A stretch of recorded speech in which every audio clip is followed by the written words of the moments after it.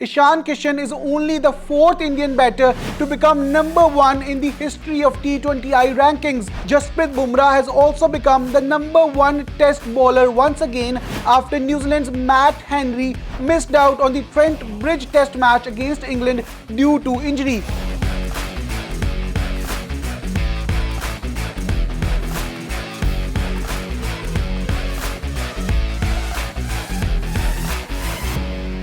England women smashed South Africa women to reach another Women T20 World Cup final. England versus India washed out due to rain. This is Farid Khan and you're watching me exclusively on South Era Network. England women have booked their spot in the 5th World Cup final after defeating South Africa by 40 runs in the second semi-final at the Oval.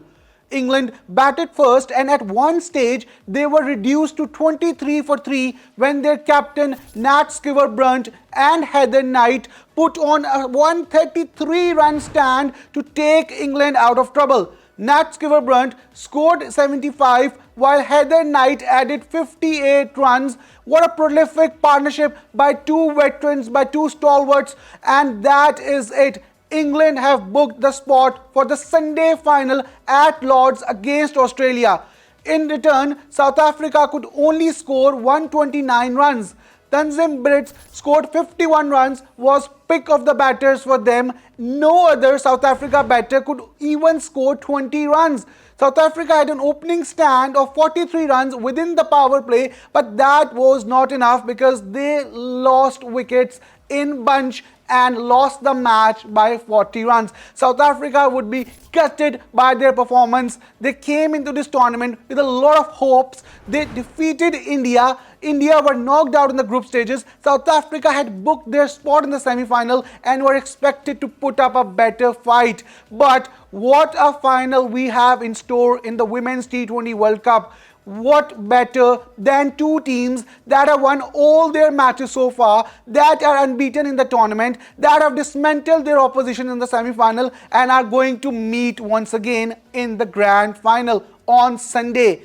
Pack your bag, South Africa. England are in another final and Australia are playing their 8th T20 World Cup final in 10 attempts. England are playing their 5th final in 10 attempts. Together, both teams have combined 15 finals experience in Women's T20 World Cups. There could not be a better matchup. The crowd will be feasted on Sunday at Lord's at the home of cricket. What a blockbuster clash we have on Sunday at Lord's at the home of cricket. We will all be seated and rest assured this is going to be one nail-biting experience between two very experienced teams at this stage. Meanwhile, the first T20 international match between England and India was washed out due to rain at Chesterley Street.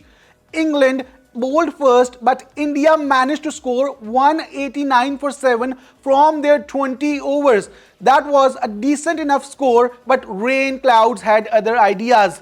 India were in a spot of bother at 6 for 2 at one stage. Sanju Samson scored just 1 run and Ishan Kishan was bowled for a duck. At that stage, it looked like India may not be able to score a lot of runs, but Abhishek Sharma once again showed his class. We talked about his unwanted record of 9 ducks in T20I cricket this year, but he smashed 59 runs when it was needed the most by India at the top of the order. Shreyas Iyer, the captain, scored his first 50 as a leader, as a skipper for India in T20I cricket. He added 68 runs, was pick of the batters and the top scorer for India. Meanwhile, Shivam Dube gave the finishing touches. That is what he is known for. A slogger, a blockbuster batter in the lower order, smashed 42 runs of just 21 balls at a strike rate of exactly 200 to take India to 189. Fans were expecting a fierce battle. The second innings would have been crazy, but we could not see that happen. We could not see England bat, unfortunately, and that match was washed out. But it is a 5-match series. There are 4 matches to go, and it is going to be very interesting to see how England bounce back in the bowling department, because only Saqib Mahmood could take 3 wickets. Otherwise, no other bowler could even take 2 wickets in the first match against India. Elsewhere, there is some good and bad news for West Indian cricket fans. The good news is that their stalwart, their best limited overs batter, Shai Hope, is once again available to play Test cricket. He was left out of the first Test match against Sri Lanka due to injury, but that match was won by West Indies convincingly by an innings and 217 runs. West Indies had scored 616 in their only innings against Sri Lanka.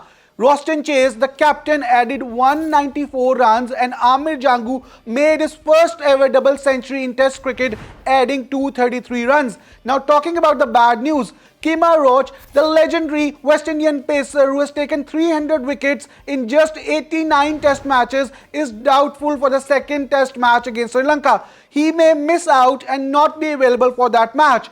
Fans really want him to play 100 Test matches for West Indies and add to his tally. He's just a fifth West Indian bowler to take 300 wickets in Test cricket. He loves playing Test cricket, he loves the red cherry, and fans absolutely love watching him run in and bowl. Let's see if he can make it to the second Test match or not. Meanwhile, Sri Lanka also have some injury concerns.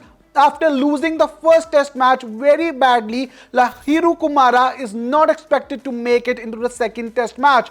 Sri Lanka will have to save this series, and West Indies would be looking for a whitewash. West Indies and Sri Lanka shared the T20I and the ODI series, with both teams winning one limited over series each. This series is very crucial for West Indies because they are at the bottom of the table, only below Pakistan. As things stand, they need to win this Test match, win the series, and make their way up in the WTC table. Talking about some more Test cricket, Galle and Colombo are likely to host the 2 Test matches between Sri Lanka and India in August this year.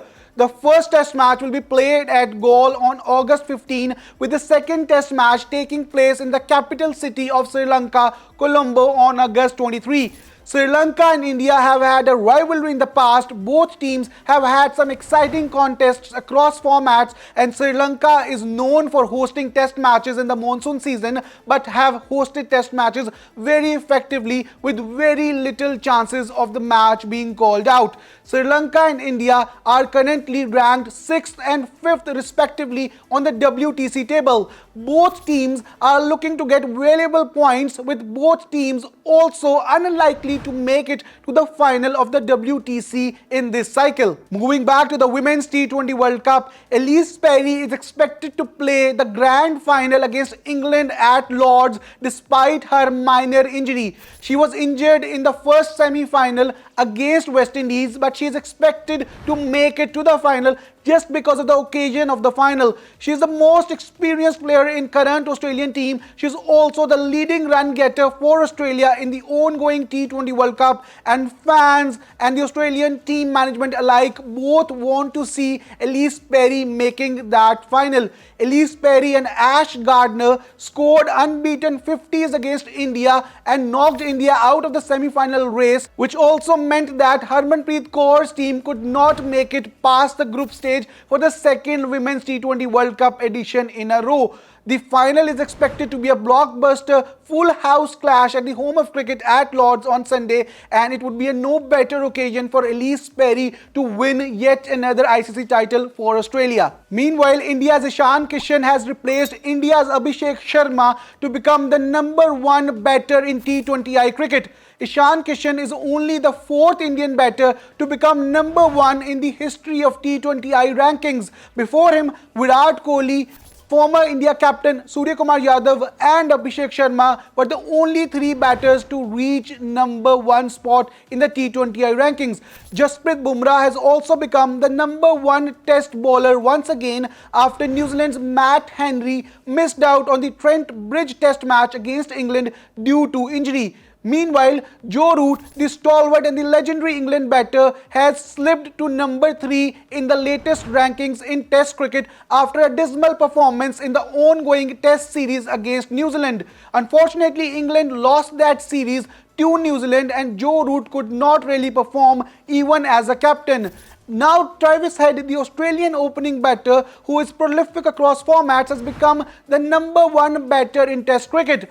Travis Head has been superb in all formats of the game and rightly deserves this spot, but never count out Joe Root. He's after Sachin Tendulkar's record. He already has over 14,000 runs and could well become the first batter in the history of Test cricket to amass 16,000 runs. Bangladesh's young and exciting prospect Tauheed Hridoy will lead them in the T20I series against Zimbabwe. Tauheed Hridoy was also Bangladesh's T20I captain in the recently concluded T20I series against Australia. Several players for Bangladesh are unavailable for this series because they have been given no objection certificate to play in the Lanka Premier League.